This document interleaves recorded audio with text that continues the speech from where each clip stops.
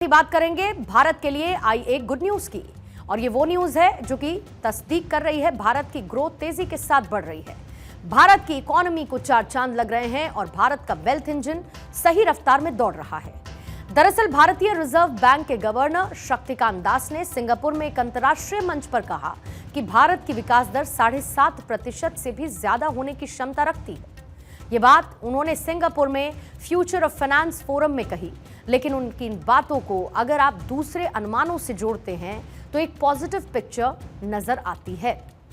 पिछले महीने आरबीआई ने फाइनेंशियल ईयर 25 के लिए भारत की जीडीपी ग्रोथ का अनुमान 7.2% पर बरकरार रखा था।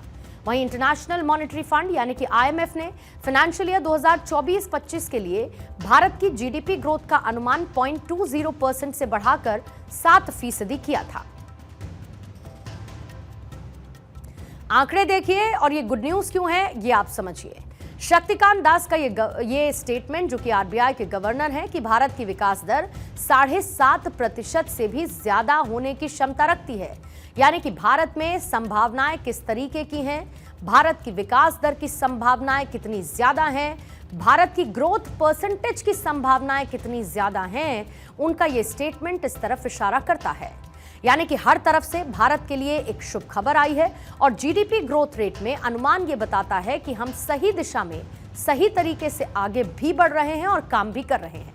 बाकी एक बेसिक सी जानकारी के लिए आप ये भी समझ लीजिए कि जीडीपी बढ़ती और घटती कैसे है। जीडीपी को घटाने या फिर बढ़ाने के लिए 4 इंपॉर्टेंट इंजन होते हैं। पहला है आप और हम, यानी कि आप जितना खर्च करते हैं वो हमारी इकोनॉमी में योगदान देता है, कंट्रीब्यूट करता है।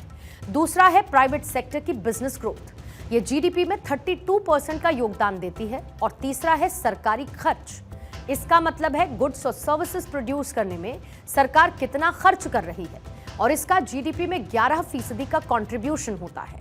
चौथा है नेट डिमांड, और इसके लिए भारत के कुल एक्सपोर्ट को कुल इंपोर्ट से घटाया जाता है, क्योंकि भारत में एक्सपोर्ट के मुकाबले इंपोर्ट ज्यादा है, इसीलिए इसका इंपैक्ट जीडीपी पर नेगेटिव ही पड़ता है।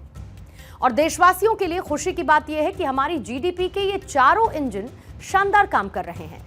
इसमें प्रधानमंत्री मोदी के विजन 2047 का ईंधन पड़ा है। मंजिल सेट है, अब विकसित भारत का स्टेशन ही हमारे देश की शुभ स्थिति का अगला पड़ाव होगा।